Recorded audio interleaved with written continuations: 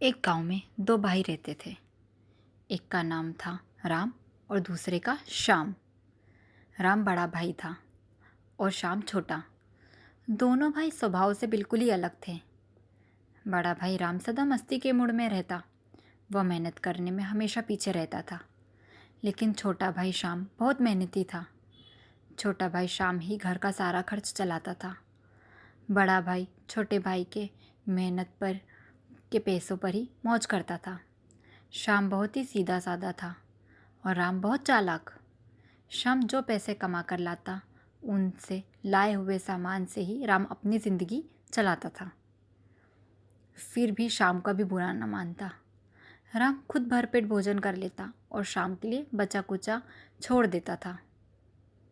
लेकिन एक दिन कुछ ऐसा हुआ कि दिन भर काम का थक के आए श्याम जब घर पहुंचा तो राम घर पर नहीं मिला। श्याम के पेट में चूहे कूद रहे थे। सारा रसोई घर खाली पड़ा था। खाने को कुछ भी नहीं था। भूख के मारे श्याम का बुरा हाल था। अपनी आंखों में आंसू लेकर वह घर के बाहर बैठ गया और किसी से कुछ भी नहीं कहा। गांव के प्रधान उधर से गुजर रहे थे। उन्होंने देखा कि श्याम उदास बैठा है। श्याम से उन्होंने पूछा कि क्या बात है।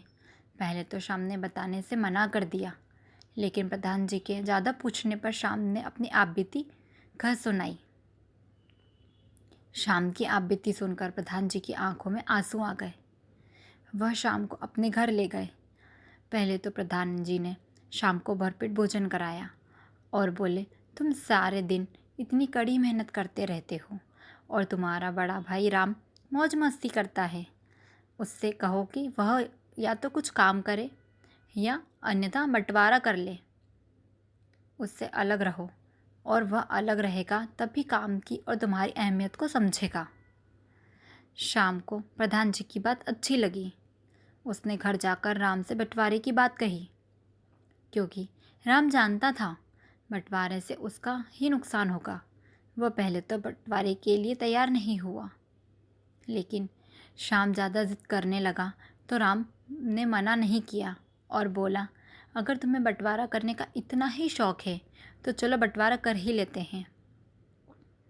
पिताजी हम दोनों के लिए मरते समय केवल 3 ही चीज़ छोड़ गए थे। पहली कंबल, दूसरी भैंस और तीसरी जामुन का पेड़। तो केवल इन्हीं चीज़ों का बंटवारा होगा। श्याम बोला, मुझे यह शर्त मंजूर है। राम बहुत चालाक था।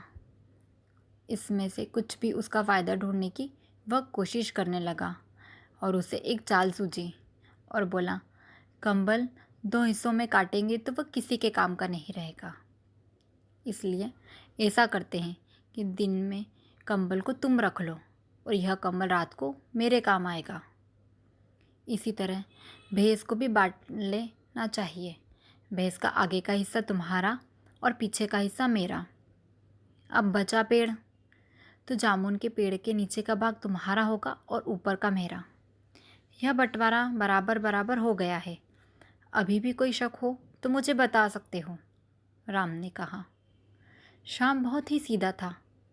उसे राम की चालाकी समझ में नहीं आई और उसने बंटवारा स्वीकार कर लिया। वह खुशी खुशी कंबल को लेकर अपने काम पर चला गया। दिन में बहुत तेज़ धूप निकली थी। शाम को कंबल की ज़रूरत ही नहीं पड़ी और शाम को जब घर पहुंचा, ठंड का मौसम हुआ तो वह कंबल ओढ़ने के लिए उसे मिला ही नहीं, क्योंकि वह कंबल राम ने ले लिया था और बोला कि कंबल ओढ़ने का तुम्हारा समय ख़त्म हो चुका है। रात में यह कंबल मेरा है। शाम दिन भर काम करके परेशान था। ऊपर से ठंड उसे सता रही थी और राम मज़े से कंबल ओढ़कर रात भर सोता रहा। जब सुबह हुई तो वह थोड़ी गर्माहट महसूस करने लगा। शाम सुबह उठकर भैंस को चारा डालने गया और दूध दोहने बैठ गया। तभी राम आया और बोला, दूध निकालने का अधिकार मेरा है, क्योंकि भैंस के पीछे का हिस्सा का मालिक मैं हूँ। और ऐसा कहकर उसने शाम से बाल्टी छीन ली और खुद दूध दोहने बैठ गया। शाम बेचारा चुपचाप जामुन के पेड़ के नीचे जाकर बैठ गया। अब उसे बड़ी ज़ोरों से भूख लगने लगी। जामुन का पेड़ पर बहुत सारे जामुन लगे हुए थे। उसने उसे तोड़कर खाने के बारे में सोचा। तभी वहाँ राम आया और उसे रास्ता दिखाते हुए बोला, तुम तो बड़े बेईमान हो जो मेरे जामुन खा रहे हो। पहले तो तुम दूध देने मेरा लेने लगे और अब जामुन खाने लगे। क्या तुम्हें पता नहीं कि जामुन के पेड़ का ऊपर का हिस्सा मेरा है, तो उसके सारे जामुन भी मेरे होंगे। तुम्हारा अधिकार सिर्फ पेड़ की जड़ और तने पर है। इतना सुनकर शाम को राम की चालाकी समझ आ गई। वह प्रधान जी के पास पहुंचा और सारी बात बताई। प्रधान जी ने राम को सबक सिखाने की योजना बनाई और शाम को समझाया। शाम घर पहुंचा, उसने वैसा ही किया जैसा प्रधान जी ने समझाया था। उसने दिन के समय कंबल को पानी में भिगो दिया और जब रात को राम कंबल लेने पहुंचा तो गीला कंबल देखकर झुलस गया और बोला, अब मैं रात को क्या ओढ़ूंगा। शाम ने कड़कड़ाते हुए जवाब दिया, दिन में यह कंबल मेरा है, मैं चाहे इसका जो करूं, ओढ़ूं या भिगोऊं। अगली सुबह जब राम दूध दोहने बैठा तभी शाम ने लाठी भैंस की गर्दन पर जोर से दे मारी। लाठी पड़ते ही भैंस भड़क गई और राम के मुंह पर दुलाती दे मारी। राम जा गिरा और दूसरी ओर दूध की बाल्टी भी। गुस्से में गुजराता हुआ राम बोला, शाम यह क्या मजाक है, पागल हो क्या। शाम ने भी एक कड़कड़ाता हुआ जवाब दिया कि भैंस के आगे का हिस्सा मेरा है, मैं उसे मारूं या प्यार करूं, उससे तुम्हें क्या। राम शाम की ओर हैरानी से देखता रहा। थोड़ी देर बाद राम ने देखा कि शाम जामुन का पेड़ काटने लगा।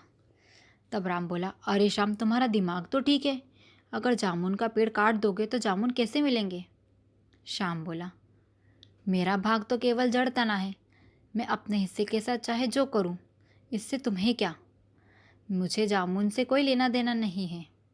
राम अब समझ चुका था कि शाम को उसकी चालाकी समझ आ गई है। वह शाम के आगे हाथ जोड़कर खड़ा हो गया और बोला, भाई मुझे माफ़ कर दे, अब कभी भी तुम्हारे साथ धोखा नहीं करूँगा। अब हम दोनों मिलकर साथ रहेंगे और साथ साथ में मेहनत भी करेंगे। इसके बाद दोनों भाई मिलजुल कर रहने लगे। इस कहानी से हमें यही सीख मिलती है कि आज के समय में परिवारों में सामूहिक परिवार से ज़्यादा एकल परिवार का रूप ले लिया है। अधिकतर एकल परिवार हो गए हैं। आधुनिक समय में लोगों की सोच ऐसी हो गई है कि यदि कोई बंटवारा करना नहीं भी चाहे तो पड़ोसी और रिश्तेदार आकर उन्हें यही शिक्षा देने लगते हैं कि बंटवारा कर दो। बंटवारा चाहे अनचाहा हो या चाहा हुआ हो।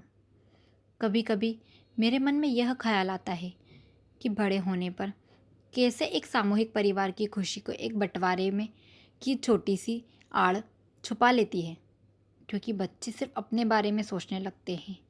क्या यह समय की मांग है या हमारी परवरिश में कुछ बदलाव आ गए हैं। क्या हम अपने बच्चों को बचपन से ऐसी शिक्षा नहीं दे सकते कि वह एक दूसरे से कभी अलग ना हो और पारिवारिक प्रेम सदा बना रहे। यह सोच और नई शिक्षा हमें ही अपने बच्चों को देना चाहिए। धन्यवाद। इसी तरह की रोचक कहानियाँ सुनने के लिए हमारे चैनल को लाइक, शेयर एंड सब्सक्राइब करें।